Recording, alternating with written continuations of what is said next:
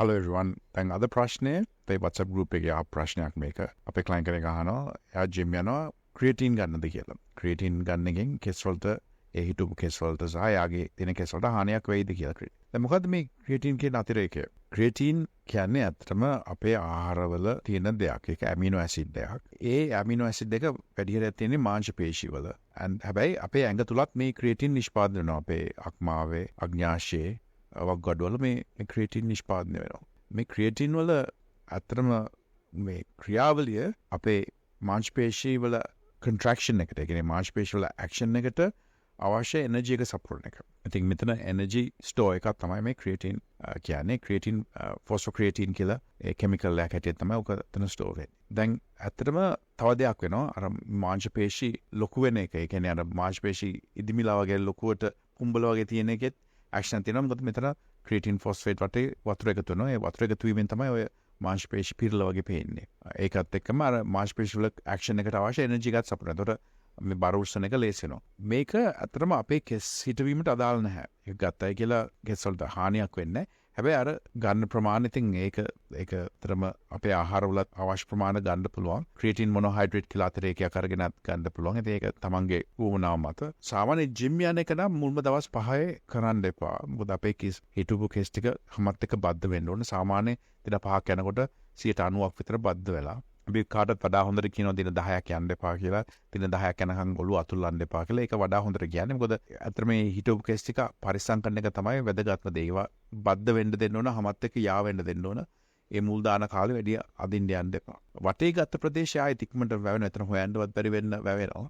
අර උඩ තමයි අර හිටපු ප්‍රදේශවල කෙස් හැමත් එක්ක යා වෙන්න ඕන. සෝ ජිම් යන එක අනිවාර්යයෙන්ම පොඩ්ඩක් සීමා කරන්න මුල්ම දවස් ටිකේ. ඇවිදින්න එහෙම යන්න පුළුවන්. ඒ සාමාන්‍ය ව්‍යායාමයක් ඊළඟ දවසේ වුණත් කරත හැකි. ඊළඟ දවසේ වැට්ටත් යන්න පුළුවන්. අර බර උස්සන ඒවා මොකද බර ඉස්සුවාම තව දෙයක් වෙනවා. අපි හුස්ම තද කළා වැල්සල්ව කියලා හුස්ම තද කළා බ්ලඩ් ප්‍රෙෂර් එක උස්සන මොනුව එකක් වෙනවා අපේ ශරීරය තුල. ඒතර වෙන්නේ අර කෙස් පොඩ්ඩක් එළියට එන්න පුළුවන්. ඒතර ඒවා හිටපු තැන හරියට පදුන්න නැත්තම් පොඩි කැටයක් වගේ එන්න පුළුවන් සමහර අයගේ අර හිටපු තැන. දැන් මේ පොඩ්ඩක් ආරක්ෂා කරන් දෙන්නේ මුල්ම දවස් 10. දැන් මේ කෙස් ටික ජීවිත කාලෙට වැවෙන දෙයක්. මේ ගේ සිටෙවුවාම අලංකාරව ආයෙත් කෙස් කලව ගන්න පුළුවන්.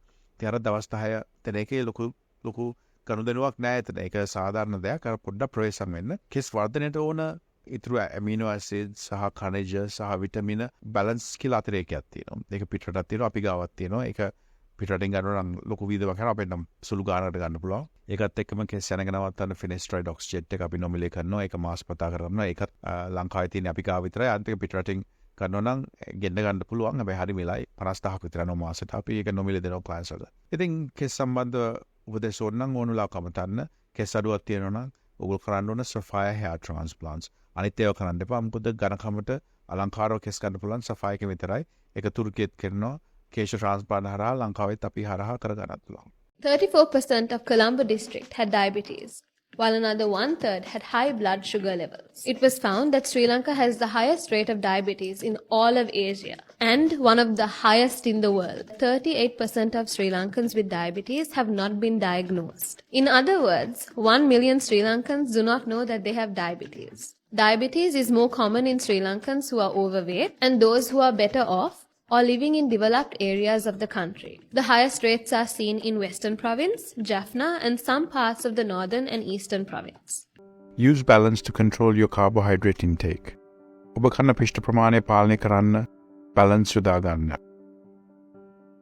ලංකාවේ ජනගහනයෙන් 50%කට වැඩි ප්‍රමාණයකට දියවැඩියාව තියෙනවා. 50%කට වැඩි ප්‍රමාණයකට යම් කෙස් අඩුවක් තියෙනවා. ඒක වයසත් එක්ක වැඩි වෙනවා.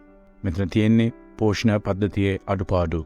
ඒ පෝෂණය නිවැරදි කරගෙන ඔබට අලංකාර කෙස් කලමක්, පැහැපත් හමක්, සාධ්‍ය වැඩියාව නොවෙන්න පියවර ගන්න, අදම ගන්න බැලන්ස් ජීවිතේට බැලන්ස් එකක් ගන්න කාලේ හරි නේද? හිස් කෙස් අස්වද්දන ආශ්චර්ය සේවයයි කේෂා ට්‍රාන්ස්ප්ලාන්ට්